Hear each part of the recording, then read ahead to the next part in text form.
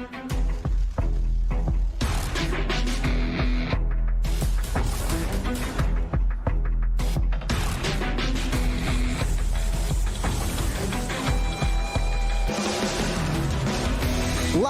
from iRacing's virtual Atlanta Motor Speedway in Hampton, Georgia, welcome sim racing fans to the first race of the Sweet 16 round of the North American Sim Racing Association Triple M Pulling Truck Series playoffs. It's the Hotlanta 200, live on Racecraft TV. Happy that you're all able to join us on this beautiful Friday evening, wherever you're tuning in around the world. I'm your host, Joshua Lee. Alongside me in the commentary booth is Jordan Hicks. And all track and car cams tonight were created by Istvan Balo at trackcams22.com. Jordan, the story from the regular season has definitely changed as we get ready to go racing for the first race in the Sweet 16 round of the playoffs.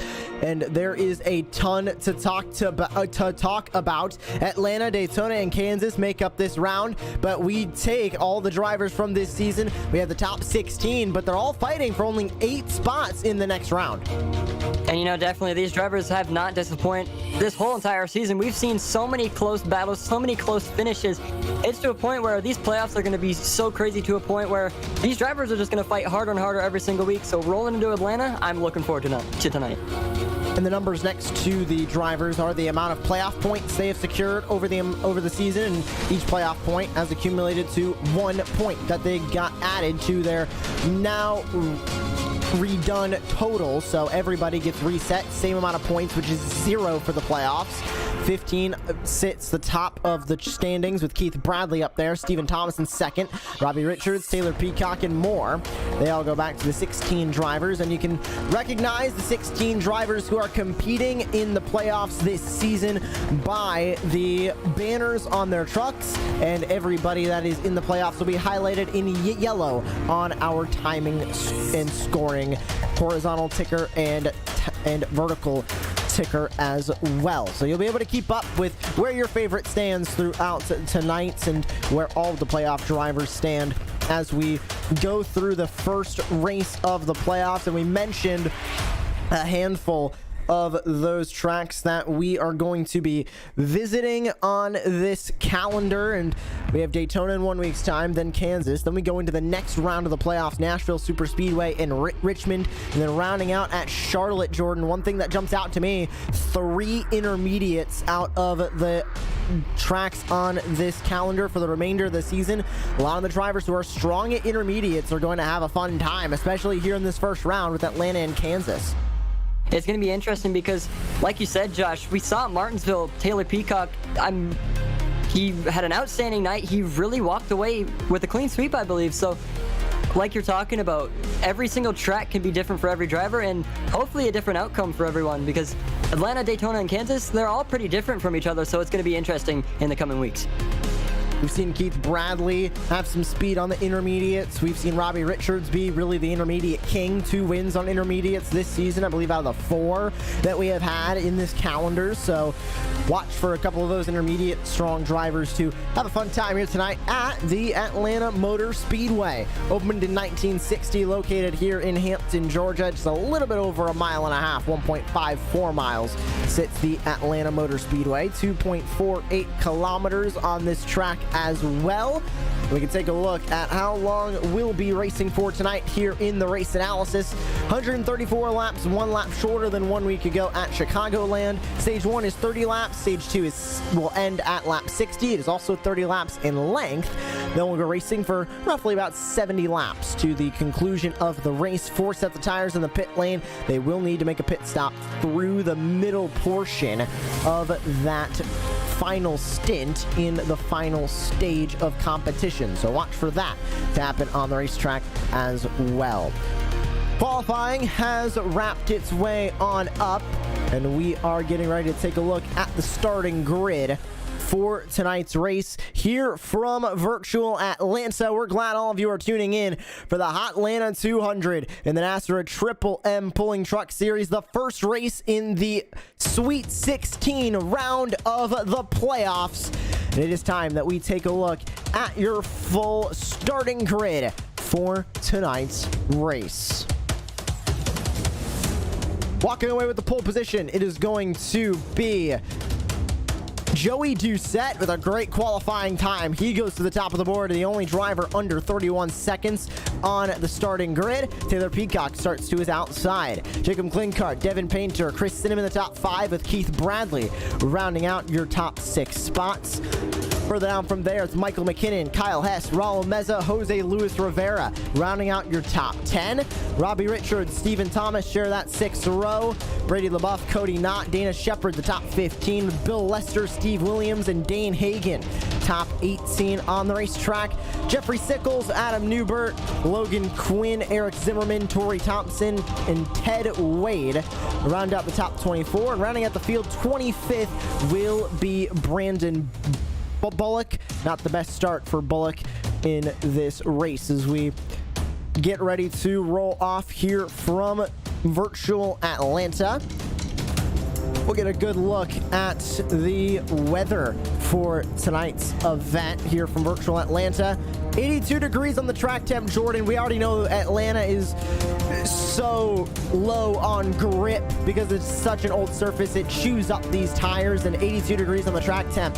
Mostly glad he's going to give them a little bit of help, but not a ton. You know, these drivers are really going to have to work the wheels on these trucks tonight because you really want to find the most amount of grip. So I think we're going to really watch for who's going to run what line first and really who's going to be that driver to really want to stick down and maybe even make room for a new line to form. And just all questions are going to be answered throughout this race. I'm excited to get it started.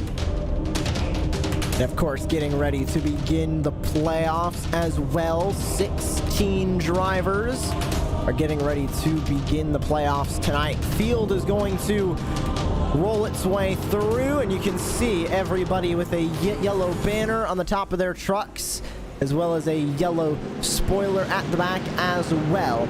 Our drivers who are currently in the NASRA Triple M Pulling Truck Series playoffs and that are fighting for a championship here tonight. Going through turns 1 and 2, a little bit of shade there as well, going to help the track temperature, but not a whole lot. And as we get ready to go racing, remember that this round has 3 races, 2 intermediates, Atlanta and Kansas, with Daytona, a plate track in the middle. Anything can happen, and it is not win and you're in with this series. It is survive, try and get as much consistent points as you can.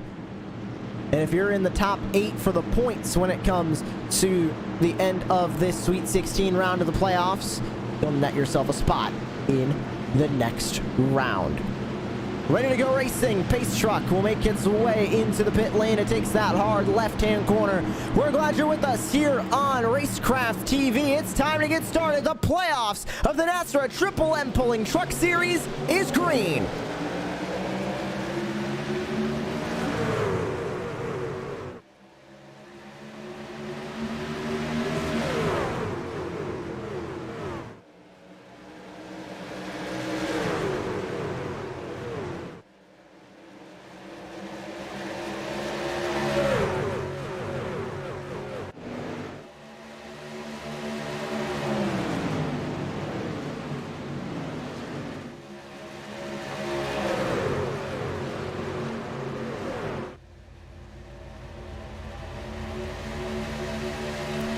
First lap, all clean as they race up front, but brand new leader, Jacob Klinkart. What a run for the 42 to work his way up and into the top spot. Remember, drivers highlighted in yellow on our timing towers are drivers who are currently in the playoffs. Jacob Klinkart, one of the drivers who is not in the playoffs, but out in front, a great run so far for the 42. He is going to try and pull away at the front of this field. A good start for him, Jordan, but he needs to keep it up. Remember, we mentioned how much these tires fall off here at such a rough racetrack like Atlanta. And you can see he's got a lot of tough competitors behind him that are all in the playoffs, so the 42 of Klinkart is really just trying to keep it clean as of right now, try and get some time in laps led in P1 because he's got so many fast guys behind him, he's got to keep it, and he can walk away with a few stage points. I know it's so far away to even say that, but I'm just showing it out there because the three is right beside him already, trying to battle for that lead. So Clinkart's got to really battle for that grip, as well as the 3 is trying to make his way around. Fighting for grip, I think, is something we're going to be talking about all day long. The tires fall off just so quickly here from Virtual Atlanta. The tires just wear out so quickly, and they do that because this track is old. It really has not been repaved since the reconfigure, I believe back in the early 90s. So this track has an old surface. It's an old bumpy surface. It's currently being redone, and we'll have the reconfiguration on iRacing soon. I believe in the beginning of the next season we'll get the Atlanta Motor Speedway repavement and reconfiguration. But you can see the battle for the lead just changed hands as Chris Cinnamon goes up to the top of the field for the first time tonight. Question is, can Cinnamon hold off Clinkart? And you can see how loose Clinkart is. Gets very loose off turn 4. Has to get out of the gas. It is going to be stuck in second place for the moment. And he'll be side by side now with Joey Doucette, who's going to try and work his way around. Looking around the outside is that number 16. He's got Keith Bradley in tow, 2 playoff drivers looking for good finishes here from Virtual Atlanta. They try and go around the outside. Jordan Atlanta can be used as a bit of a multi-groove racetrack. Not a whole lot, but you can use that outside line to your advantage. It looks like Keith Bradley wanting to use the middle line. It looks like he thought about 3 wide, decided against it. But you can take multiple grooves here at Atlanta. It is not a train along the bottom of the racetrack like some other intermediates or a train up on the top of the racetrack like we see at Kansas usually. And, you know, definitely these drivers, like you said, can take it 3 wide, but knowing what a lot of races, going 3 wide can definitely lead into a big wreck. And so you kind of got to be careful and really think smart of what you want to do. But you can see the 18 and the 16 both powering right on by the 42 of Jacob Clinkart. So it's really a battle of who has the better line, it seems, because everyone just looks like they're switching from inside to outside. So as of right now on the backstretch, obviously you're running the outside line, but going through those corners, it's definitely a mix of what you're feeling, because you may want to run the inside, but you may want to run the outside as well. So taking a look at the fuel window, we're looking at about 55 to 60 laps on that. So the drivers will need to come down and into the pit lane during that final stage, expecting drivers to pull the same thing that we have seen in the past, really just cut that stage in half and sort of run 2 half stages and go from there. Expecting to see that, just so the drivers are safe to the end on fuel. They know what they're doing. They have that strategy in the back of their head, and that they are able to put that strategy forward. That always seems to be the best strategy on the racetrack, is to just pit halfway, make sure that you are good to go, and make it to the end of stage number 3, as playoff drivers now sit in the top 3 positions with Cinnamon, Doucette, and Bradley up at the front of the field. And Cinnamon not able to run away too much. Duquette and Bradley are still there. And Keith Bradley all over the back bumper of Joey Doucette, trying to find any possible way around he can. Jordan's currently struggling with it, cannot get up past that 3rd spot right now. Trying to really run the same line as the 16, so he's really trying to use the draft that the 16 is not really saying that there's a huge draft, because they're all evenly spread out right now, but he's just trying to stick with them and really try and see how he can sort of get around someone, because you don't really want to think too far out of the box on if you want to go past somebody and when you do it, because if you go for a pass, you might be left on your own and everyone starts to pass you. So you really got to think when you want to pass and really when it is a good time to do so. And of course, still early on in this race. We still have a lot of racing to work our way through. And of course, with more racing, we have 3 stages we'll be racing with tonight. So still just a ton of time left in this race here from Virtual Atlanta. We still have a lot of development that is going to happen through this race, and we have seen it before in the past. Races can change throughout the night, and we're expecting just more to keep changing and changing and changing as we work our way now, closing in on halfway way done with the stage. Stage number 1 is going to end at lap number 30, so a little bit of time still left, but not a ton, as the right field will race their way down the back straightaway once again. Chris Cinnamon still leads the way. Battle for 4th place developing as Michael McKinnon, another one of those playoff drivers, goes to the inside of the 42 of Jacob Klinkart and is going to grab that spot. But McKinnon not able to cover him off too quickly, or not able to cover off the driver going to the inside now. Here comes Taylor Peacock to say something about it. He goes to the inside of, was trying to go to the inside of Michael McKinnon, went to the inside of Jacob Klinkart, and it doesn't look like Peacock's going to be able to clear him all too quickly. He uses him up the racetrack. Look who's opened the door for. 3 wide off of 4. And Devin Painter is going to take advantage of that. A 2-for-1 special. And Painter's up into the top 5, Jordan. That was a beautiful move. He saw the 81 pushing the 42 up the track and took it to his advantage. That door opened for the 64, and like you said, he took it. So we've seen some good runs from Devin Painter. He's just got to hold his spot, keep his machine straight, and really run away with that spot, because he's having a pretty solid night so far within the first 15 laps of this race. And like you said, Josh, he's in the top 5, so a really solid start to really start off tonight, and especially with 15 laps into this race. You mentioned 15 laps in, and we still have a lot more racing to go. This racing is far from done, and this racing is great what we're seeing. We're seeing some amazing racing currently up here at the front. Some more amazing racing back here is that's a Hornet's Nest back here towards P number 10 on the racetrack. Brady LaBeouf's in the middle of this. This is being spearheaded by what looks to be Stephen Thomas, who currently runs in P7. Taylor Peacock is behind him. As you see, the entire top 5 right now, all drivers in the playoffs. As the only driver in this top 10 currently who is not a playoff driver, Jacob Klinkart in the 42. Gonna fall victim to the 23 of Stephen Thomas, and still side-by-side moment between Robbie Richards and Brady LaBeouf. Richards gonna take a peek to the inside. As they race across the start-finish line, Richards still trying to make that inside line work to the best of his advantage.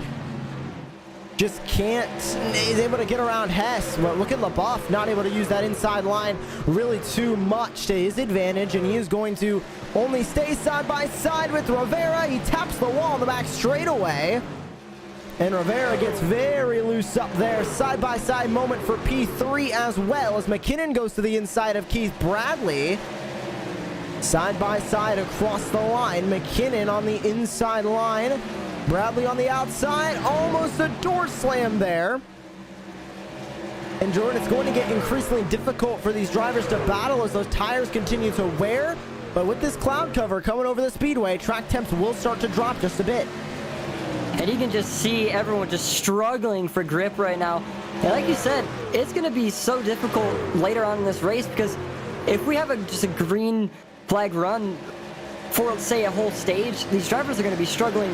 One, because the track is already difficult with the temperatures, and even without any grip on their tires, so they're really going to have to fight that wheel, especially trying to stick down to that bottom because of how much you get thrown up to the top side of the track. More side by side, a little bit further on back, as it was a quick side by side moment between Klinkart and Peacock. They'll do it again off of turn number 4. And here comes Brady LaBeouf. He tried to make a move to the inside. Couldn't get there in time. And Peacock continues to run that inside line. Is he able to cover off the spot on the 42? The 42 goes up and into the wall. I'm not sure if Peacock pushed him a little bit too far up there, but Jacob Klinkart taps the wall, falls outside of the top 10, now trying to fight in this Hornet's Nest to get his way back up towards the front. Hess down on the bottom. You can see side by side, that's Robbie Richards in the 48, side by side with Jose Luis Rivera. Richards able to get that spot. He goes up into P9. Side-by-side moment between Stephen Thomas, Keith Bradley as they exit turn 4.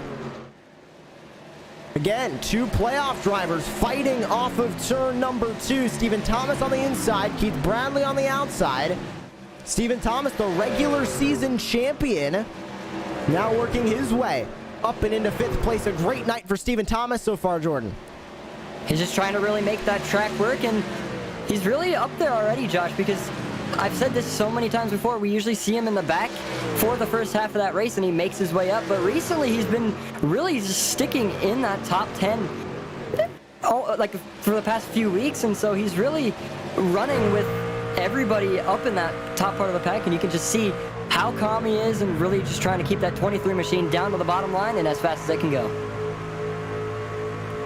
And he runs on the bottom very well, and that really seems to be the main test of a lot of these drivers, is how good can they run the bottom line at Atlanta when the tires start to wear. Everybody's tires have undoubtedly taken a hit now, even though we are only 24 laps into this run. Best lap times were in the low 31s, low to mid 31s.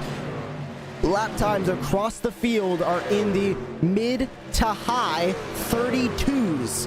Some drivers already into the low 33s. So we're already losing about a second and a half, almost 2 seconds in some cases, on those tires purely because of that tire wear. And we're going to be seeing that all night long, especially in that 3rd stage when they run the longest stint that they'll run all night. Side-by-side battle a little bit further up. Robbie Richards able to get on by Taylor Peacock, but Richards up in a P8. That moves Taylor Peacock down into P9. Side-by-side moment, battle for the lead. Chris Cinnamon on the outside, Joey Doucette on the inside. Joey Doucette qualified on the pole, fell off of the lead at the early going when Jacob Klinkart got by. Then Chris Cinnamon got by Klinkart. And now, trying to go right on by the 3 is Joey Doucette. 5 to go in the stage. There'll be 4 to go in the stage this time by. And the side-by-side battle for the lead continues in turn 3 with Doucette on the inside. Cinnamon gets a little bit too far up out of the groove, Jordan, and he hits the wall. New leader, 16 of Joey Doucette.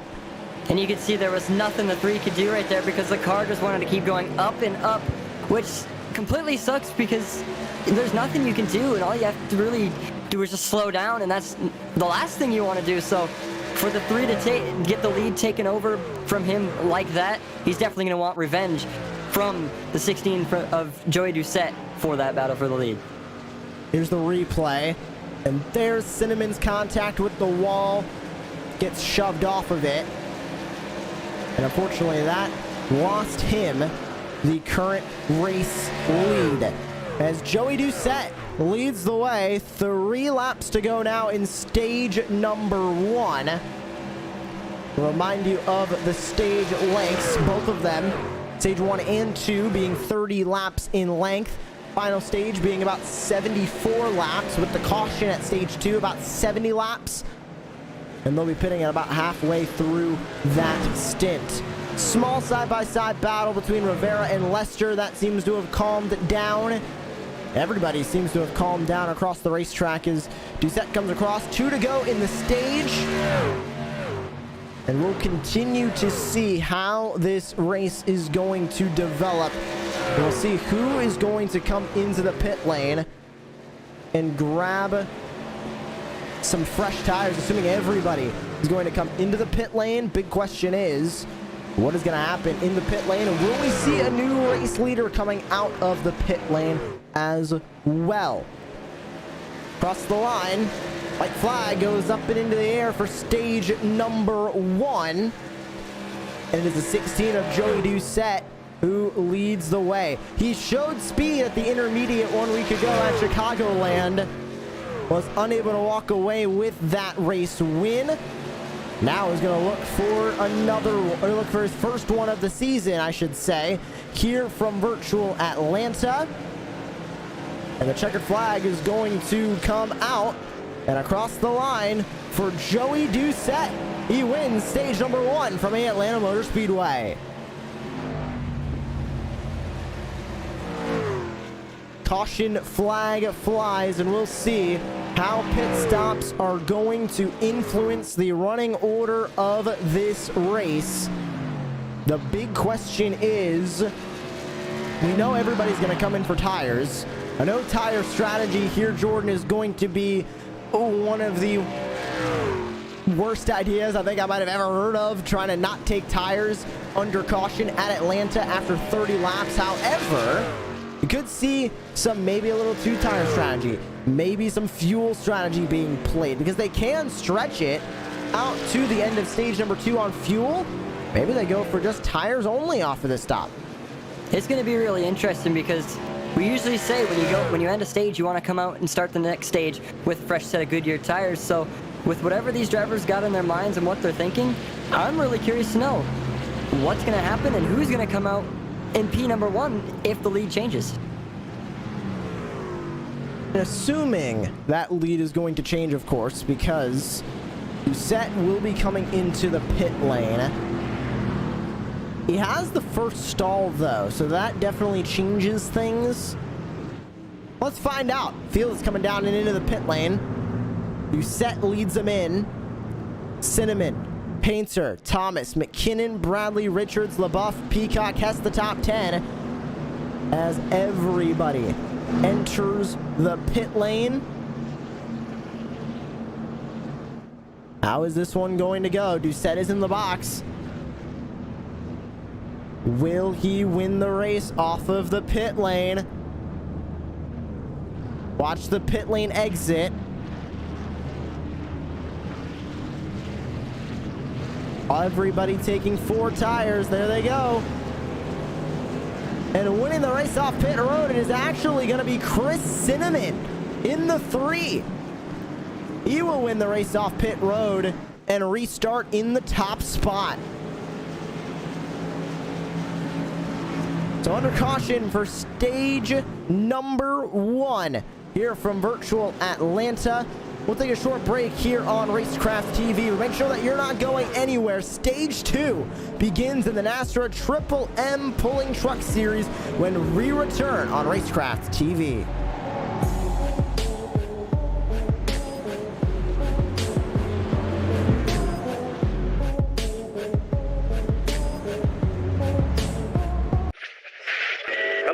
And welcome to Hickory on a beautiful 80-degree Easter Saturday. Mike.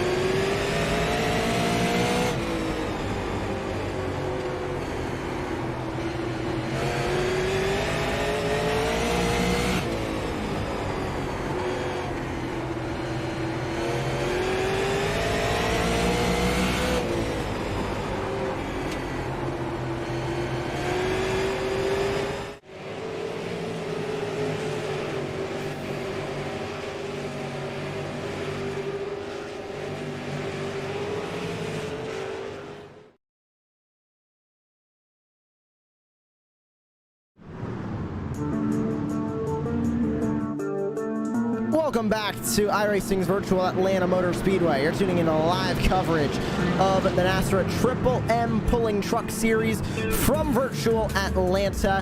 Joshua Lee, Jordan Hicks back with you here in the booth. And as another reminder, all cameras tonight were created by Istvan Balo at trackcams22.com. Ready for the restart from virtual Atlanta. Pace truck will make its way back into the safety of the pit lane. The stage ends at lap number 60. Let's go racing. About 25 laps here in stage number 2.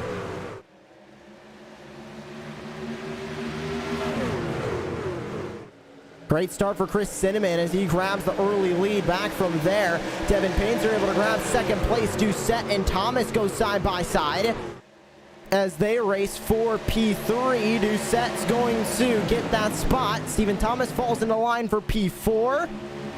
And it's a side-by-side moment back from there as McKinnon goes side-by-side with Keith Bradley in the 18. McKinnon goes up the racetrack, almost gets a little bit loose. Keeping that spot, or keeping the battle going, I should say, is Keith Bradley. He only had the spot by about inches that time by. Top 10 all playoff drivers as they race to the back straightaway. And look at the battle between McKinnon and Bradley. Jordan McKinnon gets very loose off of turn number 2. And here comes Taylor Peacock, almost making it 3 wide. 13 trying to really block off the 81 as well as Keith Bradley. So you can see the 13 right up to the top part of the track. And you can just see he's trying to make a line work for him and really be a fast line so he can catch up to Stephen Thomas, because there's a bit of a gap between them two. So he's just trying to make up that time and really get on the bumper of Stephen Thomas. Trying to get close, and that's all that he is trying to do right now, because that becomes so important here at these intermediates. Out in front, still Chris Cinnamon, who holds the top spot and is trying to stay up there and stay in that top spot. But look at Devin Painter, who has joined the party at the front. We've seen him up front multiple times this season, Jordan. This race definitely is nothing new as Devin Painter peeks to the inside, looks for the lead, and is going to grab the lead away from Chris Cinnamon. What a run for Devin Painter. We've seen this before from him, but he's still winless so far this season. A win in the playoffs could be huge for Painter. He won't lock himself into the next round. However, he will really solidify himself as one of the championship competitors this season. And I'm surprised he's winless, because with the run he just had, he just blazed right on by the 3 of Chris Cinnamon. So he's really got some power in that 64 machine, and he's really just trying to fight off P number 2. And Josh, he's just got to keep this up, and his win-to-loss ratio can definitely change. Yes, we just started this stage. I don't want to jinx anything, but he's looking pretty good right now. He's just got to fight off the 3 in order to take home that stage victory. Still trying to fight him off, and it's becoming a bit of a battle at the front as Cinnamon has not wanted to give up. And he shouldn't give up. He should be staying up at the front, trying to fight with Painter. But in the grand scheme of things, they need to be careful about those tires.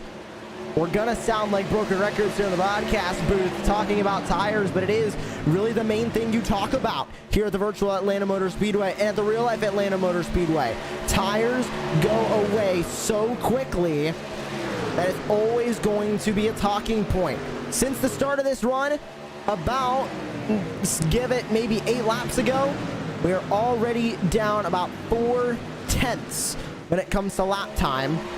It's only going to go down exponentially from there. Side-by-side battle as LaBeouf goes to the inside of McKinnon. McKinnon goes back up the racetrack, and LaBeouf is going to hold on to that 5th spot.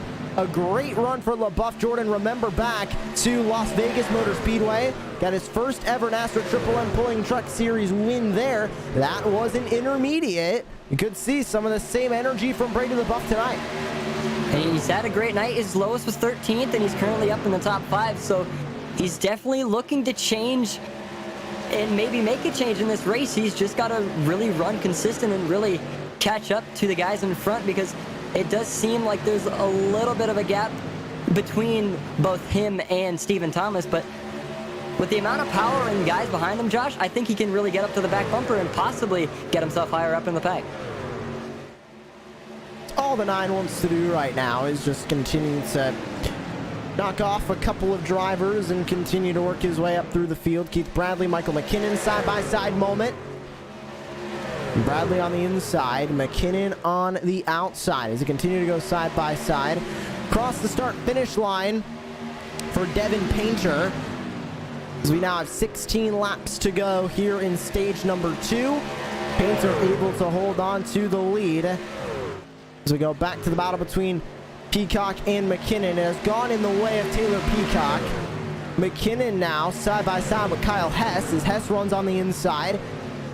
Jose Luis Rivera now trying to go for that spot. Can't get there in time. So that will keep. Oh, McKinnon, a lot of damage to the side of that number 13 machine. We've seen him get close to the wall a couple of times, Jordan. It looks like on one of those last laps, he might have flown just a hair too close to the wall and ended up making a little bit of contact. And now here comes the 97 of Jose Luis Rivera to the inside, but Rivera's going to push up the racetrack, almost get into the 13. We're seeing a lot of drivers now struggling with understeer as the 13 gets put into the wall. And you can just see, just trying to really run that outside line, and he's just a mess, just contact after contact for the 13 machine. A lot of damage on that right side of the truck with everybody behind him having to check up into turn 1. And it looks like everybody is going to be all well and fine, no caution called. But let's take a look at the replay. Coming down the back straightaway. They made contact, I believe, going into 3. I don't know if Rivera did end up making full contact. He did not. But take a look at this. Off of 4, gets loose and overcorrects up and into the wall. Oh, Meza barely avoids it, and McKinnon just keeps it up by the wall, trying to avoid running into anybody else on the racetrack. And McKinnon now going to bring that number 13 down into the pit lane. Eric Zimmerman now exiting the pit lane. He came in about 3 laps ago. That's 2 playoff drivers now, Jordan, that were in the pit lane. McKinnon and Zimmerman, 23rd and 24th. Got the start to the first round of the playoffs that they were looking for. And like you said, the first race of the playoffs, so it's definitely not what they both wanted, and it just sucks to see a playoff driver go down like that. It's not like he's done, but he's going to be a lap down or maybe 2 laps down depending on when he comes back out on the track, but not what Michael McKinnon or Zimmerman wanted, because Josh, we're only 50 laps in and we still got a long way to go, so not the start to the night these guys really wanted here tonight.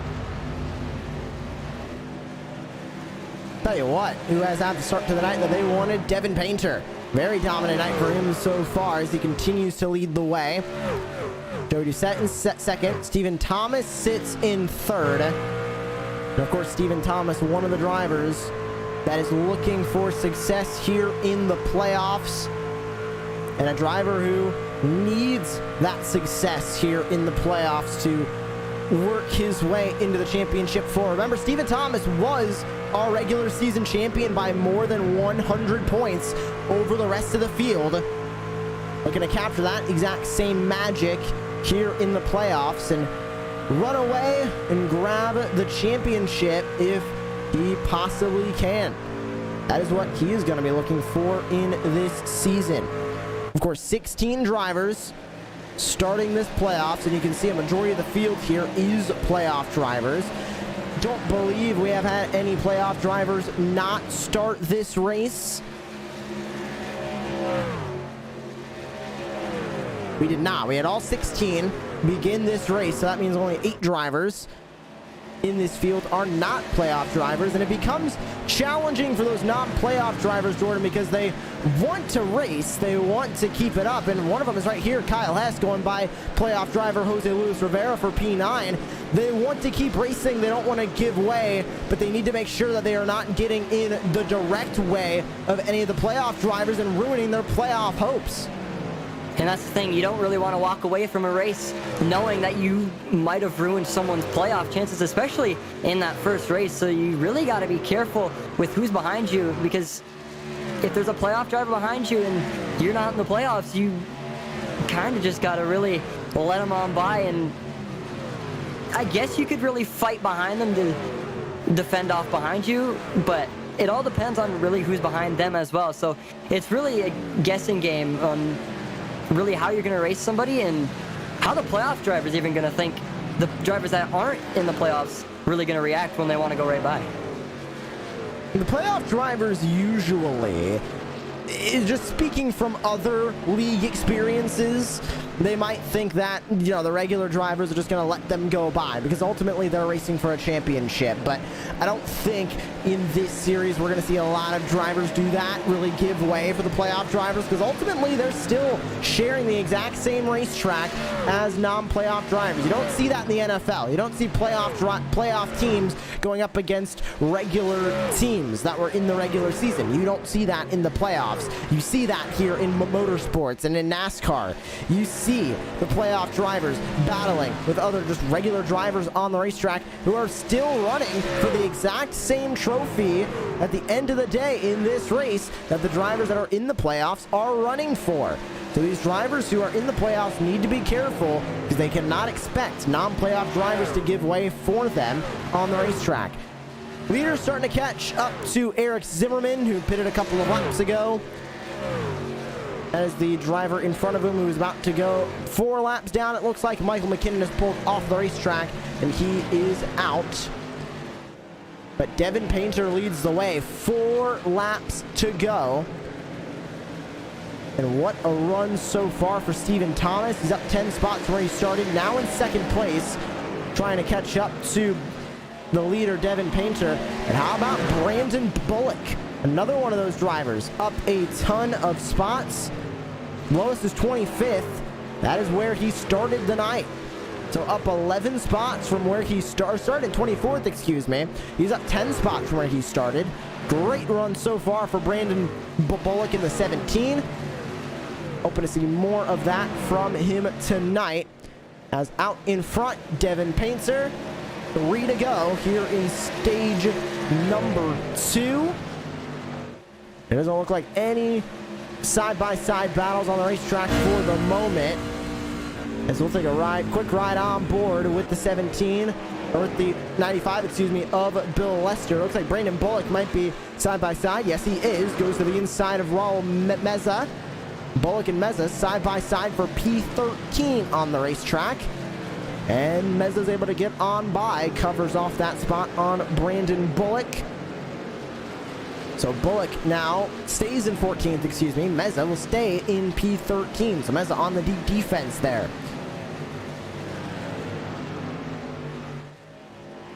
Coming to 1 to go here in stage number 2. Devin Painter, a dominant stage from him. And we're going to be walking away with 2 different stage winners in the first 2 stages. We'll see if either one of our stage winners, Devin Painter or Joey Doucette, can walk away with the win at the end of the night. White flag in the air. 1 to go here in stage number 2. From virtual Atlanta Motor Speedway, Devin Painter looking for a walk-off stage win. But I do believe the last time he did end up winning a stage, he did not end up winning the race. Hopefully, that is not a jinx, and hopefully we can break this statistic here tonight as through turns 3 and 4, back to the front straightaway for the 64 machine of Devin Painter. He will take the win in stage number 2.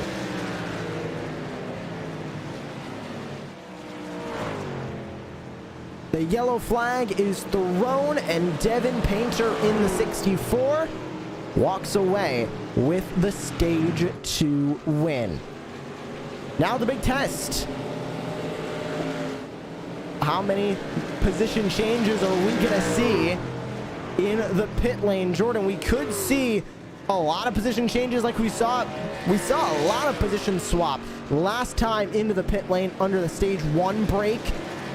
Expecting to see that same thing here in stage number 2. And a lot of the drivers need a good starting spot for stage 3 because ultimately we're seeing drivers that are up front have a better opportunity at staying up front, especially if they keep those tires under care. And I'm really curious to know because, Josh, you said this before everyone went into their first pit stop for the end of stage number 1. I'm looking to see if anyone's going to take those right side tires this time because, yes, they're going into stage number 3, which is the longest stage.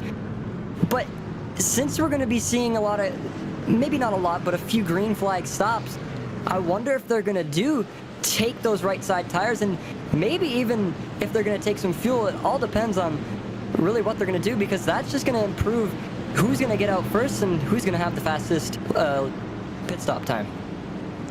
There they come into the pit lane. Will we see a new leader off of this trip into the Atlanta Motor Speedway pit lane? Painter leads them in. First pit stall is going to be Joey Doucette down by the exit. And here comes Doucette in now.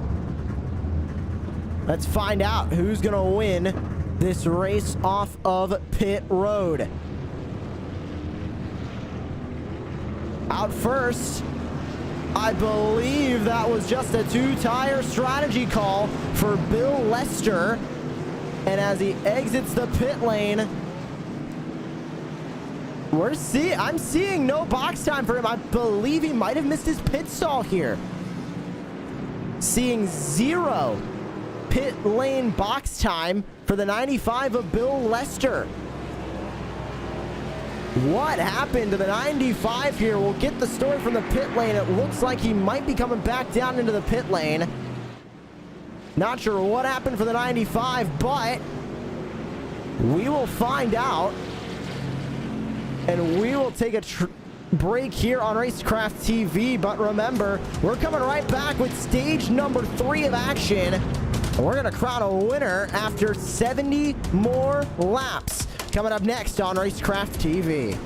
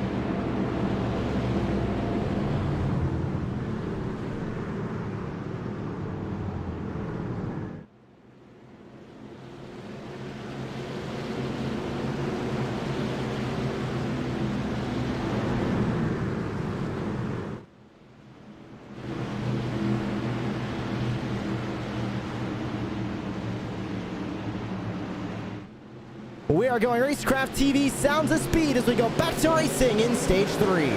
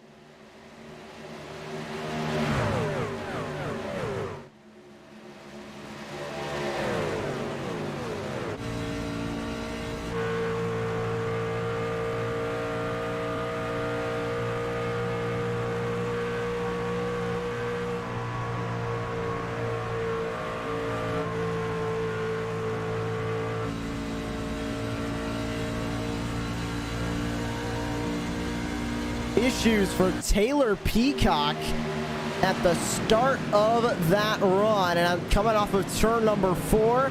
Took a quick trip through the grass, Jordan. That is definitely not what Taylor Peacock was looking to do. Let's take a look at that replay. And you can just see he gets airborne, Josh, going onto the grass. Not too sure if he really got loose coming out of 4 or what really happened. We're really looking for that replay. But you can see right here, he's in turn 4, trying to make that 81 machine work on the bottom line. And you can see right there, he gets loose and right into the grass he goes. Luckily, no caution and hopefully not a lot of damage for that 81 machine. And everyone keeps their machine straight on the track. And everyone's good with the green flag still dropped. Oh, but take a look at this close battle at the front between Robbie Richards and Devin Painter. Richards able to take the lead away from Painter. Remember, Robbie Richards, 2-time winner this season, has not gone to victory lane since Kentucky Speedway for round 3 of the campaign. He also won at the Texas Motor Speedway, first round of the season at an intermediate track. So he is currently 2 wins, both of them on intermediates. Jordan, we talked about Robbie Richards being one of the dominant drivers at Chicagoland. Didn't go well for him there. Didn't go well for him at Las Vegas either, 2 other intermediate tracks that we have been to on the calendar. If things can go right for Robbie Richards here like they did at Texas and Kentucky, we could see him going right back to victory lane. And he's already putting 2/10 on the 64 of Devin Painter, so he's really looking forward to do so. Having a really solid night. In the past few weeks, Josh, we've really, not even the past few weeks, ever since he's gotten his last win at Kentucky, we've always seen him in that top spot and really fighting for that lead. It's just the track's been not on his side for those past few weeks, and he's always been caught up in something. But you can see right now he's really trying to fight off the 64 of Devin Painter and the 23 of Stephen Thomas coming into the battle. 3-car battle at the front. Richards holds the lead. Here comes Painter to the bottom. He looks for that spot. Side by side, down the back straightaway. And give the lead over to Devin Painter, albeit by just a couple of feet. Side by side as they run off the corner. Richards with the crossover down to the inside. Looks for that spot again. And he'll take it right back away from the 64 of Devin Painter. You're on board with Painter as he goes back to the inside. Goes side by side once again down the back straightaway. Painter wants this lead back. Side by side through 3 and 4. Up and off of the corner. They stay side by side, Jordan. This is great battling. Gotta think about those tires, though. If they're wearing these tires up too early, they're gonna be very, very slow towards the tail end of this run. They were expecting to be about 35 to 40 laps. They need to stretch those tires that distance, and Painter is able to get the lead back. And you can see the 23 of Stephen Thomas just waiting for that door to open for him to run right on by the 2. Because like you were saying, if you waste your tires here, you got to be careful for that long run, and you don't really want to be left with everybody passing you. So with how hard you're fighting with these 2, the 64 and the 48, they got to be careful and think what they got to do to really keep their tires on their side and not used up as much as they want to fight. Look at the front of this field. This looks like roughly about down to Jacob Glinkart. So the top 9 currently separated by less than a second on the racetrack as they fight through turns 3 and 4. Battle for the lead. Battle a little bit further back as well. Joey Doucette, stage number 1 winner, trying to work his way around Keith Bradley. Here comes Kyle Hess into the conversation. He peeks to the inside of Doucette, sends it into turn 1. Goes for that spot. You can see the side-by-side battle between these 2. Hess is able to get by Doucette. Now going to try and work his way around Keith Bradley, but Bradley pulls away a little bit from this fight. He's in his own fight with the 9 of Brady LaBeouf as they fight for P4. Out in front, no change in the battle for the lead, but Richards is getting oh so close. Still trying to chase down your current race leader of Devin Painter. 58 laps to go. Expecting these drivers to pit with about 30 laps to go. And we'll see how those pit stops are going to affect things, if we'll see any undercuts or any overcuts in the strategy. But right now, we're talking about this racing up front, Jordan, as Devin Painter doing an amazing job on defense to cover all the moves that Robbie Richards has been trying to make to take over that race lead. And like you said right there, it's a perfect example of what he is doing. Just trying to run away with that lead and really just make sure no door opens for both the 48 and the 23, because it takes one mistake within the 1 second for you to completely lose your spot. So you just got to keep your line very consistent and really run your own race to really ensure the guys behind you don't get in front of you. We keep talking about tires, but it definitely is something to think about, especially with these drivers who are running pretty aggressive up here at the front. They need to make sure those tires are not wearing too quickly, because then over the next course of this run, any driver who was saving those tires is going to be a solid couple of tenths, maybe even a full second faster than the drivers who burned up their tires. So they need to be careful. It looks like a lot of the drivers started to realize that. They've settled it out a little bit. 3 wide, a bit of spacing in between each driver now. A little bit of a side-by-side moment between Bullock and Cinnamon. It looks like Cinnamon might have had a problem coming off of turn 4. He's very slow up on the top of the racetrack. Remember, he got into the wall through stage number 1. Oh, he gets to the wall again off 2. Back to the wall for Cinnamon. He falls to P14. Issues for the 3 as he continues to have struggles. Battle for 5th between Bradley and Doucette. They continue to fight, the 18 and the 16. And here comes Robbie Richards back into the conversation of the race lead. Jordan, he is so close to getting that move done, but it looks like right now, Devin Painter with some great defense and not wanting to get too aggressive to burn up those tires has pretty much got Robbie Richards stuck now in P2. And I feel like the 48 is really trying to make sure that if he's going to pass the 64, he doesn't want to be left alone, so he's really thinking of a right time to actually do so and really make sure he doesn't really mess up his line, because he's only about a tenth behind the 64, but he's also got the 23 waiting for something to happen. So if the 48 is going to do something, he's got to be really careful. Right on board here with Robbie Richards, who currently sits in P2. Falls back a little bit from Joey Doucette, who he was currently fighting with. Or sorry, from Devin Painter, who's currently fighting with. Doucette is in a different fight. Currently in P5. Here comes Keith Bradley to the outside. And Keith Bradley, one of those drivers that we have seen consistent speed from. Remember, back to 1 week ago at Chicagoland, he walked away with the race victory. Looking to go back-to-back for the second time that he has done that this season. We only had one driver go back-to-back in the race wins, and that is Keith Bradley in the 18. And he was able to do it at the Daytona Road Course and at Pocono. Two very different courses from Chicagoland and Atlanta, and two very different courses from each other, but some great intermediate speed that we are currently seeing from Keith Bradley as he runs P6 currently on the racetrack. Devin Painter still leads, Robbie Richards in second, Stephen Thomas, Brady LaBeouf now joining the fray up here in the top 4.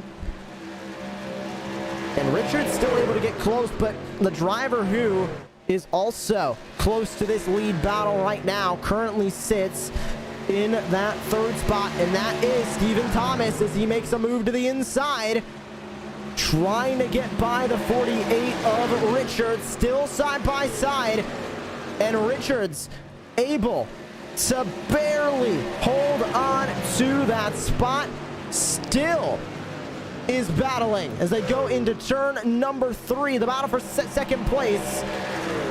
You can take a look at Stephen Thomas as he currently races. Battle for second, right side of your screen. Thomas wasn't able to complete that pass. Richards was able to hold on to that second spot. Brady LaBeouf joins this fight, and as they're fighting for second, they join Devin Painter here at the front, turning battle for second really into the battle for the lead at the moment. as we could see some tire wear here from Devin Painter, Jordan, that leads Robbie Richards and Stephen Thomas right to his back bumper as they get close to making contact off of turn number 4. They continue to go side by side for second.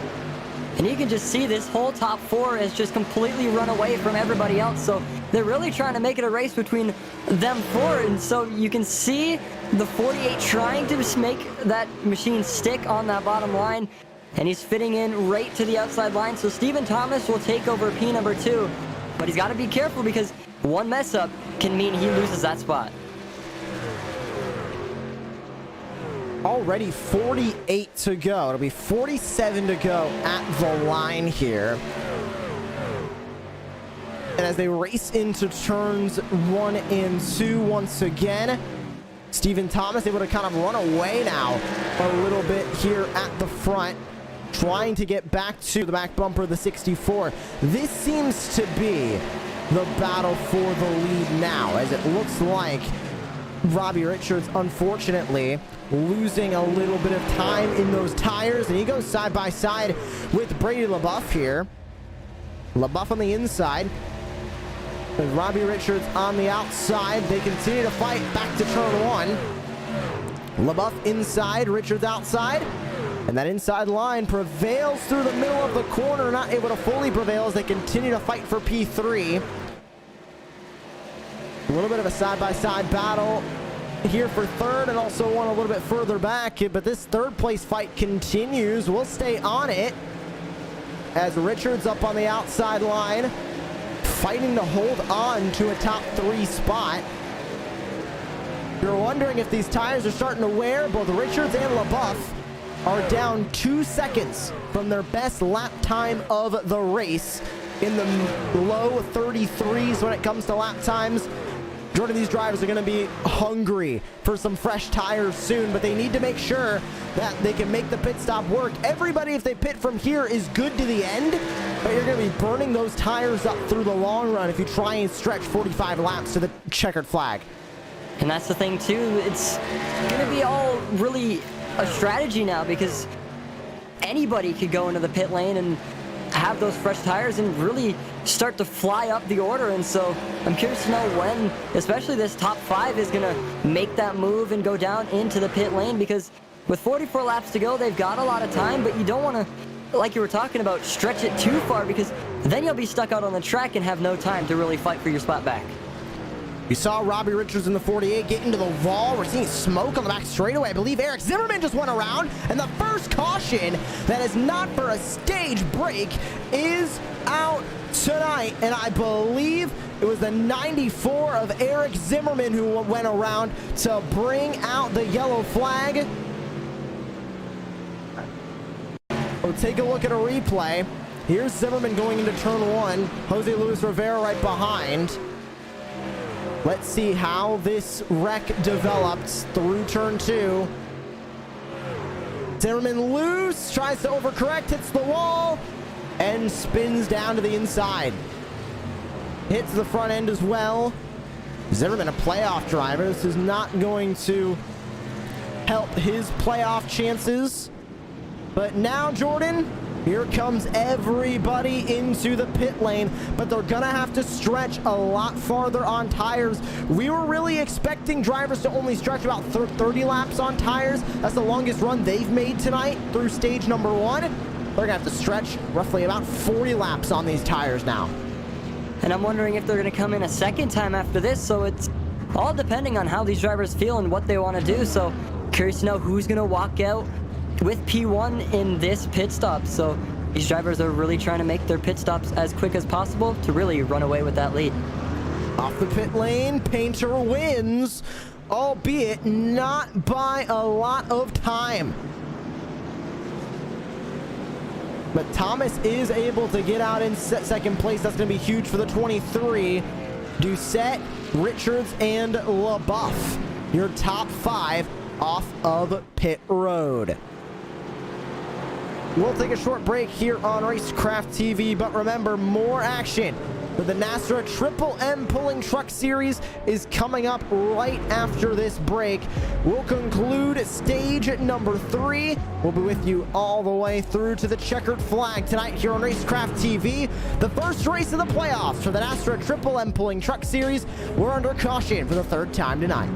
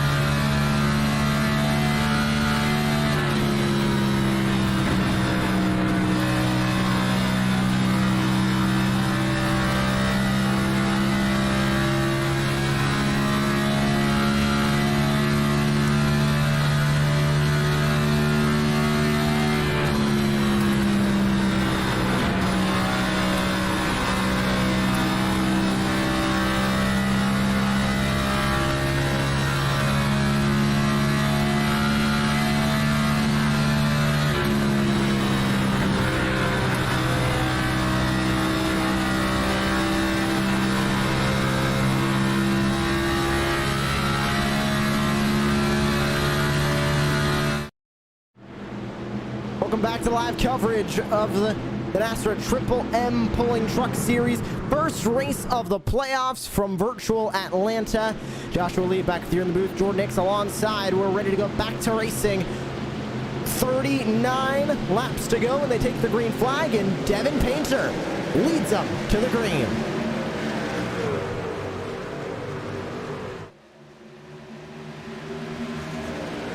Great start up front for the 64 of Devin Painter. He is able to get away with the race lead. Stephen Thomas in second, side-by-side moment between looks to be Robbie Richards and Joey Doucette. That's going to change to Brady LaBeouf and Joey Doucette. The 9 and the 16 go side-by-side into 3. Here comes Kyle S. Here comes Jacob Klinkart. As the top 7 start to run away, you can see a little bit of a loose moment there for Robbie Richards in the 48, Jordan. Fresh tires, even though we're on such an abrasive racetrack of Atlanta, they still do have a lap or two where they are pretty fresh and pretty cold. They need to work the heat into those tires. Right about now, or the next lap, is when these tires are going to be in prime working order.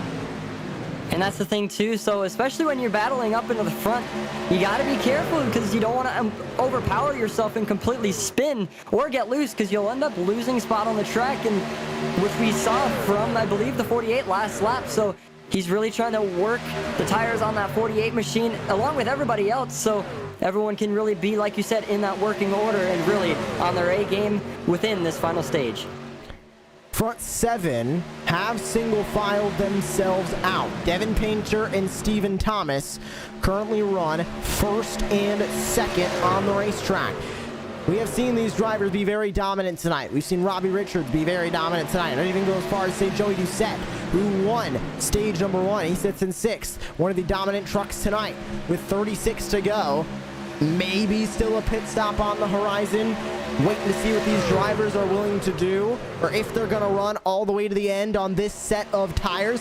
If they are, Jordan, they need to be very liberal about the tire wear. They need to make sure that they are not wasting any sort of tire that they possibly can. Run very safe on the throttle as we see Keith Bradley come right up in front of the 44 of Logan Quinn. But they need to make sure they're careful with those tires, not overturning, not having any extra understeer, just being so careful, because 40 laps at, say, Michigan or Auto Club might not seem like a ton of tire wear. At Atlanta, that is an immense amount of tire wear that these drivers are going to have to deal with, more than they have had to deal with all night tonight. And we saw it from the start. Whenever you get fresh tires, in the matter of, say, 5-10 laps, you're already starting to slide up to that outside wall. And so, like you were mentioning, you got to be careful. And if these drivers are going to come down, they can't leave it to too long. We got 34 to go. It is a lot of time since we're at Atlanta, but you can't stretch it too long, because say if you're Stephen Thomas and you're really willing to want to go for that lead and stay out, you got to be careful, because you don't want to stay out too long and have no time to fight back. Bit of a stack up here as a lot of the playoff drivers on the outside trying to dump the non-playoff drivers. There's Jacob Klinkart on the inside. You can see the white number 86 of Kyle Hess running in the middle as well. He's not in the playoffs at the moment. Right now, everybody in the top 12 except for those two, Hess and Klinkart, currently are in the playoffs as they continue to go side by side. We see this in the early portions of the runs tonight, where just a lot of drivers will run so close together, and we're seeing it look almost like pack racing as they race their way through the beginning portion of this run. They spread out in about 5 more laps. We're really going to start to see them spread out. We're going to see the breakaways. We're going to see drivers go off on their own. We're going to see some 2-wide battles, some 3-car battles, but ultimately right now, race is a lot like the current NASCAR Cup Series package, where after restarts, everybody is so close together and they're able to run this close together, this bumper to bumper. And they work their way back into turn number 1. Top 3 breakaway with Painter, Thomas, and LaBeouf. Jordan, I think over the last run here in stage number 3, we add Robbie Richards into the manor as well in the top 4. I don't think there could be 4 better drivers to run up at the front for this race win than these 4. They have been the dominant 4 all night long. Add Joey Doucette in there, winner of stage number 1. Don't want to discount what he did, but the top 4 right now are 4 dominant drivers as they continue to run away at the front. And if you're behind them, it's got to be really, really hard to fight with them, because they've all been in a pack all night long, and they're just trying to really see who's the fastest and who could walk away with that win. And so these drivers are really trying to work the track to really run away from everybody else, but you never know what could happen, because the next few laps, you may have Brady LaBeouf in the lead. You may even have Robbie Richards in the lead. It all depends on time, and you can see the 23 trying to run that outside line with a little bit of help from the 9, but it all depends on time and what you're going to do. And remember, with 29 to go, in this series, it is not win and you're in. They need to make sure that they get in on points. There's no guaranteed spot into the next round unless there is physically no way that the driver below you can get more points than is the gap in one race. So essentially, you can get locked in on points. You cannot get locked in any other way into the next round of the playoffs. We're going to take the 16 playoff drivers we have here, cut it in half in 3 races. After Kansas, we're going to cut the field of playoff drivers in half and go racing in the Elite 8 round of the playoffs. Then, after 2 races, Nashville Super Speedway, and the final race of that round, when we go racing from Richmond, will be the Elite 8 round. And after Richmond, we'll cut 4 off of that, and then we'll go racing in the Championship 4 round of the playoffs from virtual Charlotte. So still a ton of time is left here in the NASRA Triple M Pulling Truck Series playoffs. Side-by-side moment between Hess and Richards. Hess able to barely work his way by, but here comes the challenge with Hess to the inside. Hess, another one of those fast drivers this season, Jordan. 2 wins for the 86, Michigan and Bristol Dirt. Very different than an intermediate, but we've seen him have speed every single round of this campaign. And I'm surprised not in the playoffs because it seems like we always talk about him every single race because it just sounds like he's always up in that top pack, really fighting for that lead. And you can see he's sitting P5 right now, so a pretty solid night for him. But it just seems like we can see him up in that top pack so much throughout this whole season. I am very surprised that he's not in the playoffs and is still running to get a chance to fight for that championship. I believe the reason Kyle S is not in the playoffs is because he is a part-time driver. He's not running for any points this season. He's run, I believe, all but maybe 3 or 4 races this season, but he's not racing for points. So he has no opportunity to win that championship, but I mean, if he can come out here, show off his speed, that's exactly what he is going to do as he tries to go side by side with Joey Doucette for P5 at the moment. Out in front, 3-truck breakaway. The second verse seems to be exactly the same as the first as Devin Painter runs away. Currently drivers down about 1 second on lap times due to the tire wear. We'll see how that is going to change with 24 to go.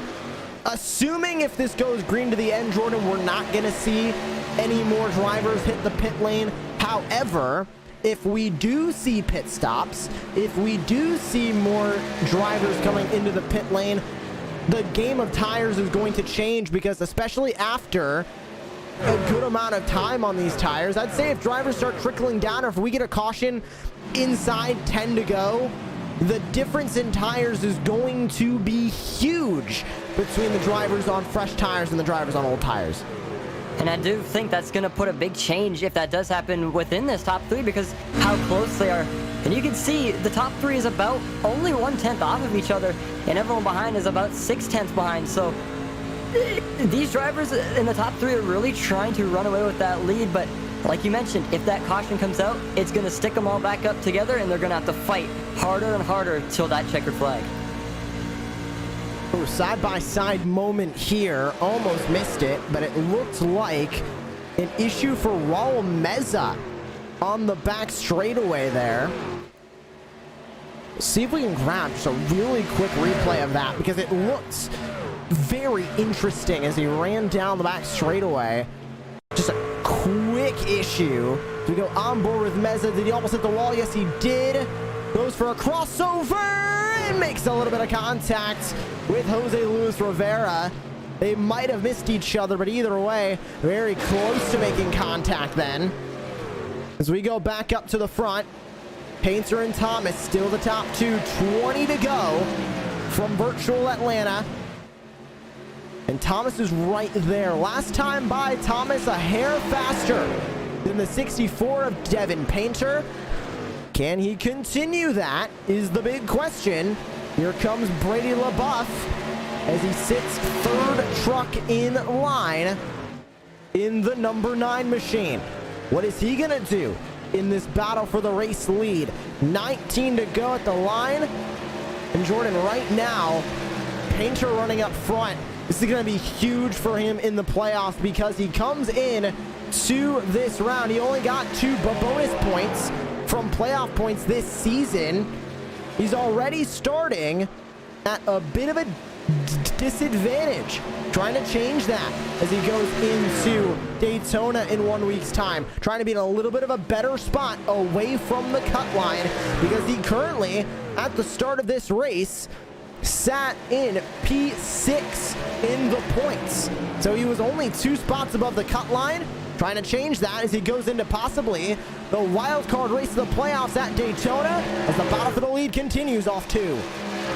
The 23 tried to dive it down into the inside to make a move on the 64 Painter, but like you were talking about, Josh, Painter just seems like he's trying to make himself comfortable, and I do believe he's been leading for a majority of this second half of this race. I believe within maybe halfway of stage number 2, so he's definitely really, he's probably had the most amount of laps led on the racetrack as of right now. But Stephen Thomas up into P number 1 right now, looking to change that for the 64. 3-car battle at the front of the field. It's Thomas, it's Painter, it's LaBeouf. They race into 3. LaBeouf is really waiting in the wings here, just waiting for something to happen in front of him, waiting for something to change in front of him before he really goes for the aggressive. Here's the change he might have been looking for. Painter a little bit slower that time by. Looks like those tires starting to wear just a little bit too much. And now the battle for second is starting to change as LaBeouf takes a peek to the inside. Not able to complete that move for second place. 15 to go at the line. Jordan, remember, Brady LaBeouf, he won on an intermediate this season at Las Vegas. Stephen Thomas won at a bit of a short track in Gateway. Not an intermediate, definitely longer than a short track, but still races more of a short track than it does an intermediate. Devin Painter, winless this season. So Brady LaBeouf, who currently sits in 3rd, the only driver up here at the front who has a win on an intermediate this season. Brady LaBeouf just trying to really wait for the 64 to do something so he can really go into P number 2.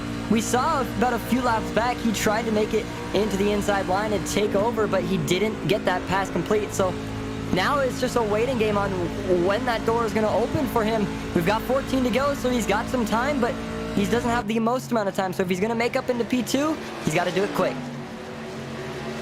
Bit of a side-by-side moment, a little bit further on back. We'll get you back to the battle for the lead in a moment, but Jacob Klinkart able to work his way by Jose Luis Rivera as they continue to fight to the finish of this race. Stephen Thomas, however, what a run for him. He's back up front. The driver who is the regular season champion, most points out of anybody in the regular season of this campaign, only got 1 win this season at Gateway. Since then, has not been back to victory lane.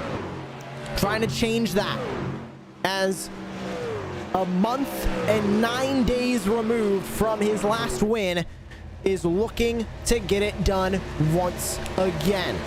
2 completely different racetracks in Gateway and Atlanta, but he has had speed everywhere. He has shown consistency everywhere. And a side-by-side battle between LaBeouf and Painter. It looks like the 64 of Devin Painter might be looking at a loss here after another dominant night. We've seen it before at another one of the high tire wear tracks at Darlington. We saw something very similar there from the 64 of Devin Painter. And another night of strong running. Unfortunately, looks like it's probably going to end on the podium and not on the top step. Side-by-side moment, just for a moment there, as Hess and Doucette went side-by-side. Hess is able to work his way back up into the top 5, goes right on by Joey Doucette. I believe we might have seen some drivers trickle into the pit lane. We'll give that a real quick check. Yes, we did. We saw Eric Zimmerman. Looks like, I believe, he's out of the race. I thought we saw Taylor Peacock come in, but his stint is saying 29 laps. Looks like he might have been down on the apron and off pace for a different reason. I thought he was coming back onto the racetrack. So it looks like everybody going to try and go to the end with 10 to go. We'll see if that changes. But what's not changing is this battle for second as LaBeouf still trying to run the inside line, Jordan. This goes to show how worn those tires are. There is no tire advantage really between either of these drivers. He's trying to find what line is going to work the best and use it to their advantage. Right now, that looks to be the middle line for Painter, and doesn't look like it seems to be the bottom line for LaBeouf as he falls out of the battle. It seems like in turn 4, Brady LaBeouf has that inside line down, but it just seems like he's a little messed up in turn 1 and 2, which causes him to really not really fall back from the 64 Painter, but fall back enough to where it can definitely put a few tenths on you and the driver in front of you. So He's just trying to make that inside line work to the best he can and really try and follow the 64 of Devin Painter. Cody Knott, Jeffrey Sickles, battle for 12th on the racetrack. It's 8 to go this time by. Or sorry, 7 to go this time by. 8 to go. They're already on. As the battle for second just changed hands once again. LaBeouf up and into second, but at the front of the field, Stephen Thomas will take 7 to go. The caution comes out now. That is going to be just about heartbreak for your current leader at the front, the 23 of Stephen Thomas. A great day for him. Looking to end it on the highest of notes with a win and a trip into victory lane for the second time this season for the 23. Battle for second has definitely fallen off as Devin Painter looks like with some struggles now, falling to third. Robbie Richards with some struggles as well. He runs in fourth. Not a bad run for Richards at all, but going from competing for the race win, Jordan, now trying to hold on to a top 5 as he sits in fourth. I don't think this was the night Robbie Richards was hoping for nor expecting, but definitely nothing to scoff at a 4th place finish in the first race of the playoffs. And it's definitely going to make you feel a little comfortable going into the next round, because if you're currently sitting in 4th like he's doing right now, he was definitely fighting for the lead, which could be a little heartbreaking to him because everyone wants to win on this track right now without a doubt, because it's the playoffs and they're really just trying to fight for that championship. But walking away with 4th on the racetrack in that first round of the playoffs, there's a lot of pressure on the line. So a great day for Robbie Richards in the 48 machine. Hoping for a 3rd place spot as he is closing in on the 64 at Devin Painter at a high rate as well. 4 to go this time by. Leaders come across. Richards might have an opportunity at a 3rd place finish here if he can get around Devin Painter. And that's going to be the real challenge. He's entering sort of dirty air bubble that runs behind that third place driver of Devin Painter. We'll see if Richards is able to work his way around. A little bit of damage to the back end of both of their machines, actually. Both of them had a visit into the wall, but a little bit of a tire advantage, it looks like. Last time by, 2/10 faster for Richards. He takes a peek to the inside. Back to 1. Painter on the outside, Richards inside, and the 48 looks like he's gonna make that pass successful. And Richards back up and onto the podium in 3rd place, but the caution flag is out. That is not what Stephen Thomas wanted to see, and we are going into overtime. What on earth happened here? Dane Hagen is stopped in turn 2. I believe that's turn number 1. He tows it back into the pits, but everything changes as we take a look at a replay. One driver already around it. There's the contact between Hagen and Shepard. They go spinning in the infield, and that is where the caution flag came out.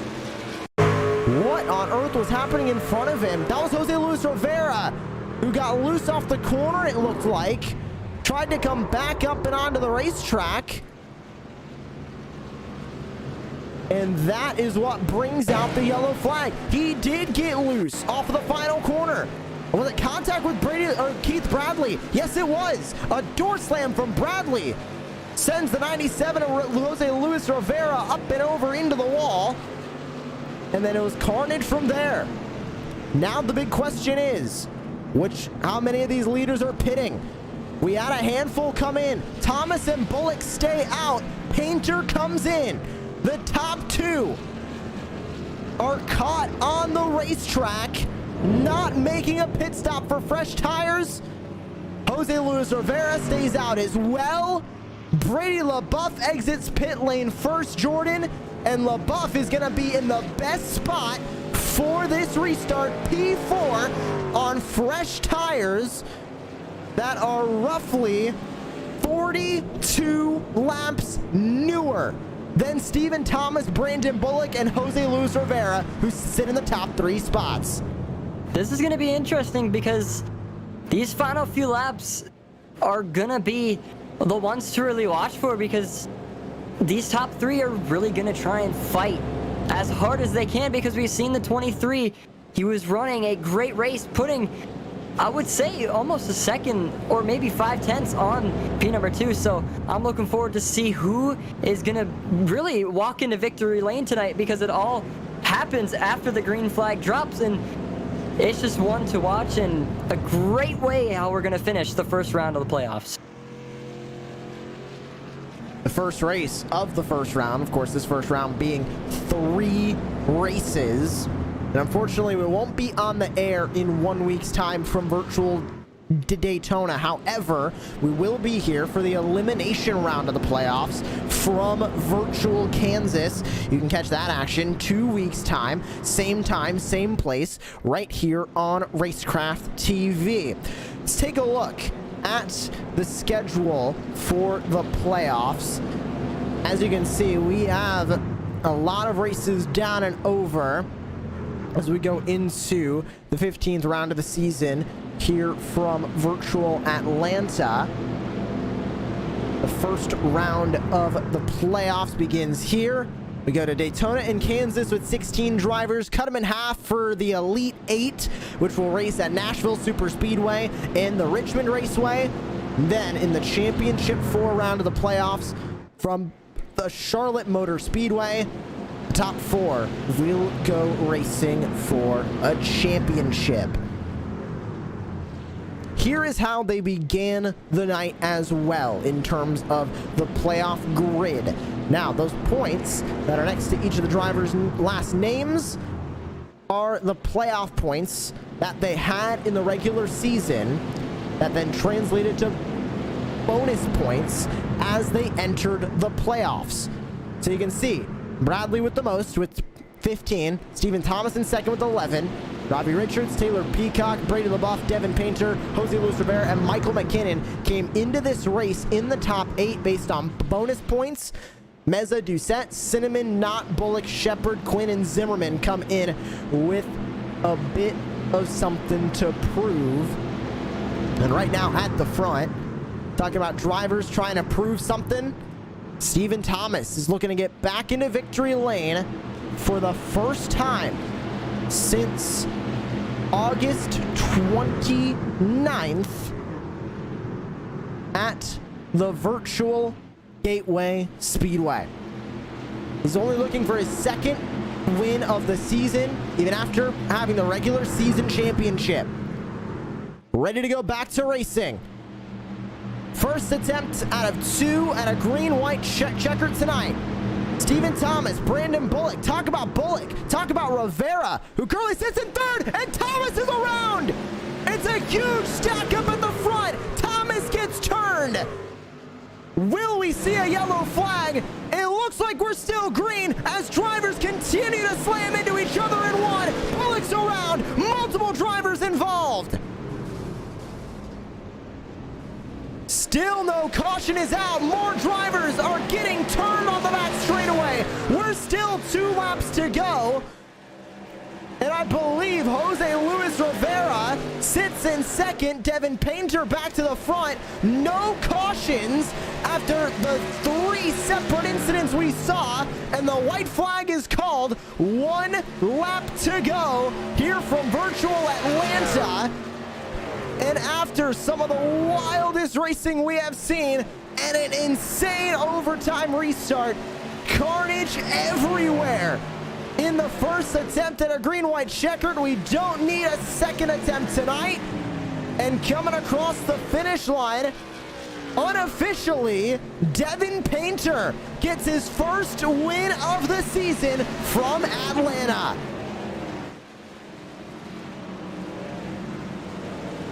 We say unofficially. We'll wait for the official call from race control. But it sounds like Devin Painter did walk away with this win. And if he did, Jordan, This is huge for Painter. We've talked about him all season long. Strong runs pretty much at every track this season. Has not been able to put it together for a race win. And unofficially right now, he put it together and finally got the checkered flag he's been looking for this season. All I gotta say is he definitely worked for it. If it becomes official and it's him, that was definitely one of his best races I've watched him perform. And so I'm just still shocked by that whole wreck, because there is a lot of upset people that are going on right now in the iRacing voice chat. So it is just one of those finishes where you can't really, or don't really know what to say. So this is going to be an interesting one to find out who our official winner is. Well, it looks like Painter is the official winner, celebrating on the front straightaway. And we have results. We'll, of course, wait and make sure that these are official results, but looking at them now, Devin Painter was able to grab the win when they came across the line. Kyle Hess, Joey Doucette round out the top 3. Doucette, of course, stage number 1 winner. So that's your top 3. We will speak with your top 3 here at the end of this race. Jacob Klinkart, Jose Luis Rivera, the top 5. Jeffrey Sickles, Chris Cinnamon, Steve Williams, Stephen Thomas, and Robbie Richards round out that top 10. Down from there in the current unofficial results, Brady LaBeouf, Brandon Bullock, Taylor Peacock, Logan Quinn, and Dana Shepard, the top 15. Keith Bradley, Raul Meza, Cody Knott, Dan Hagan, and Eric Zimmerman, the top 20. Down from there, Adam Newbert, Tori Thompson, Bill Lester, Michael McKinnon, and Ted Wade. Fortunately, did not start the race, so he finished in P25. Okay, so we'll let that breathe for just a moment, and we will take a look at a replay of that overtime restart there. Possibly one of the most intense overtime restarts I think I've ever seen, Jordan has ever seen. A very intense way of finishing this race. Now, it all started coming off of turn number 4. Stephen Thomas, I believe, originally I thought he got turned. It looked like he spun his tires off of the start here. Let's take a look at the replay here. There's Thomas spinning the tires. So he gets turned, and then from there, it also looked like more of a stack up as LaBeouf got put into the wall. Here's the battle in turn number 1. It was 4 wide, contact with a couple of drivers that sent more up and into the wall. And then from here, Painter's to the outside of Rivera. He's able to get around, and that was it for Devin Painter.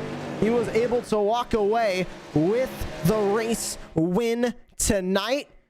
And we've got him now here in the broadcast booth. First time winner this season for the 64 of Devin Painter. Devin, obviously, elephant in the room, that overtime restart.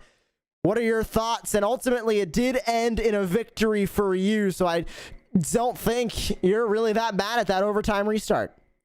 No, before all that happened, I was getting really tight, and I had lost the lead, then I lost second, and at that point I was just content, just trying to get a podium. Then the caution come out, and I pitted, and I was surprised the 23 stayed out and a few others. And I was like, well, they got really old tires, we'll just see what happens. And green flag flew, and it's like the seas parted, and I just didn't lift and came up a winner. And what does this say for your pace? Because we can remember back to Darlington, dominant race there for you. You've had a couple of stage wins this season that didn't lead to race wins. You've had strong vehicles pretty much at every single round this season. What does this say for you as a driver and for your pace going into the playoffs, that you're starting this run towards the championship with a race win? Yeah, I've had good speed all year. Just, for whatever reason, always something would happen and just couldn't close the deal. And I guess it just worked out perfect that playoffs start and things start working out good for me. So hopefully that's the sign for the rest of the season. Daytona in 1 week's time. Of course, a wild card race when it comes to the playoffs. pressure's a little bit off of you now, but since it is not winning you're in, that pressure is really not going to be off until you are locked into the next round. So what's your strategy going into Daytona? Are you going to play it a little bit safe or still try and go to maximize the amount of points you get out of Daytona to try and lock up your spot in the next round? With the win tonight, I think it affords me to be a little more cautious. Go to Daytona. If I'll try to qualify as close to the front as I can. If I can start up front, then I'll try to stay up front. But if I'm mid-pack on back, I'm just going to go to the back and ride and try to play it safe and try to get through to the end and try to get a good solid finish there. Well, thank you so much for joining us in the broadcast booth post-race. Devin, congratulations on your first win of the season. Who makes it all possible for you here on the number 64 team? Just want to thank everybody, all the sponsors and all the guys back at the shop. Everything they've been working good all year, and just appreciate everything that goes on. So just thanks for all that, and glad we can finally pull one out. Appreciate your time, and congratulations once again on that race win. That is Devin Painter, race winner here from virtual Atlanta. And we transition over to the number 86 of Kyle Hess. He joins us now here in the broadcast booth. Kyle, let's talk about the race as a whole to start. A very good race from you. How's that number 86 working out there on the track tonight? Oh, it was doing pretty good. I was just trying to be conservative and not burn up most of my stuff at the beginning of the race. You know, like there for a little while, I was kind of thinking that 6th, 7th, 8th was going to be where I finish. And I'm still going on about the crazy finish that we had. Let's talk about that overtime restart, because we heard a lot of the unhappy drivers over the iRacing voice chat. What are your thoughts on it? And of course, a second place finish from you. So I don't think in the back of your head you'd want anything differently to happen on that restart. Well, I'm kind of like I'm not gonna throw anyone under the bus on live here, but there were things that shouldn't have happened that happened, and it's not the way that I wanted to get a second place finish. You know, I think I may have won that race if I didn't collect the damage going into turn 1. I think it was like 3 or 4 wide on that last start. Then it was kind of a cluster from there. But I'll take second place any day of the week. But I think if we didn't get all collected up in what happened at the end of that race, it'd have been a better finish in my opinion. Well, it's definitely in the past now, and you are going to keep that second place finish. So how are you going to use this to your advantage going into Daytona in Kansas? Because now you're going to get you're not in the playoffs. Excuse me. But going into Daytona now, you're not in the playoffs. Still running for race wins, though. Still showing that pace. What's your confidence level for Daytona as you go in? Daytona's always 50-50. Actually, it's probably more like 90-10 of like you're going to get wrecked. But that's just about anywhere. Going for super speedways. I'm more looking forward to Kansas. I'm pretty good at Kansas, and I really enjoy the track, and I really enjoy running the mid to high line. And so I'm really more looking forward to Kansas and Daytona. But at Daytona, I don't think that I'm going to start in the front this time. I think I'm just going to kind of be conservative and start from the back and just make my way to the front slowly. Appreciate your time. Thank you for joining us here post-race on Racecraft TV. Kyle, once again, congratulations on your second place finish. Thank you. Y'all have a good night.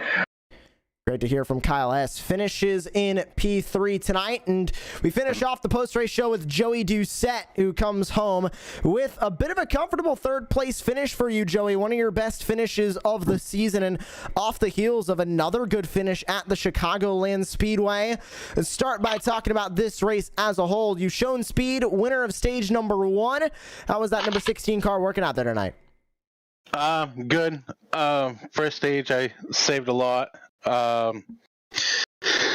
Got Chris there at the end, led a few laps, won the stage like you said, but I couldn't find that in the second and the later half. I guess I kept running it a little bit too hard, but all in all, it was a good race for the 16. Now that you're showing speed 2 rounds in a row, Chicago and Atlanta, of course, both intermediates, both are a bit chewed up on tires. Atlanta, of course, a little bit more than Chicago, but what does this say for your pace at the start of the playoffs when the pace is going to be so important for you and the 16 team to work your way and try and be one of those championship 4 when we go to Charlotte in a few weeks' time? Just try to stay consistent. I got the pace down. I was just trying to be consistent and finish races during the season. And I told my team I was going to start qualifying, and I knew I had the speed throughout the season. I just wanted to be cautious and just make sure that I was there at the end. Made the playoffs, and then I started qualifying there at Chicago in this week. So I'm going to start qualifying every week, and hopefully I can stay up front like I did tonight. Well, going into Daytona, we've heard from the other playoff driver that won the race, Devin Painter, that these extra points are going to make him go a little bit more conservatively when it comes to Daytona. What say you? Are you going to go aggro and try and be up at the front, walk away with more points, or are you going to try and play it safe and avoid the wrecks? Because it is Daytona. It is a bit of a wild card. Yeah, I'm going to, for Daytona, I'm probably going to be more relaxed there. Finishing third tonight, winning the stage, and getting second stage points too. I'm probably going to fall back and just wait out the wrecks, just like anybody else should do. But yeah, and avoid all the wrecks, and hopefully I'm there at the end. Well, thank you for joining us post-race here on Racecraft TV. Joey, who would you like to give a shout-out to who makes it all possible for you and the team? My sponsors, Warrior Raps Racing is the team, Tough Ring, Sim Shots, Sim Pro, No Sweat, Pulse Poppers, Butt Kicker, BreamsBugs.com, and just thanks to my teammates, Cody Knotts, Dane Hagen. At the end, it was all messed up. Cody had a top 10, but unfortunately he got caught up in that last wreck there. So hopefully he can turn that around at Daytona, and maybe we can get to the Final 4 together. Once again, congratulations on that third place, and thank you for your time tonight here on Racecraft TV, Joey. Thank you. You guys have a good one. Good to hear from your top 3 finishers tonight, and that will wrap up tonight's broadcast here from Virtual Atlanta. We will not be here in 1 week's time to broadcast from Virtual Daytona. However, we'll be here in 2 weeks' time from Virtual Kansas. It will be the elimination round of the playoffs, or elimination round of the first round of the playoffs, so you do not want to miss that one. For Jordan Hicks, my name is Joshua Lee. All car cameras and track cameras tonight were created by Istvan Ballo. And for Brady LaBeouf at NASRA Triple M Pulling Truck Series, and for Josh Edmondson at Racecraft TV, we're saying good night from Virtual Atlanta.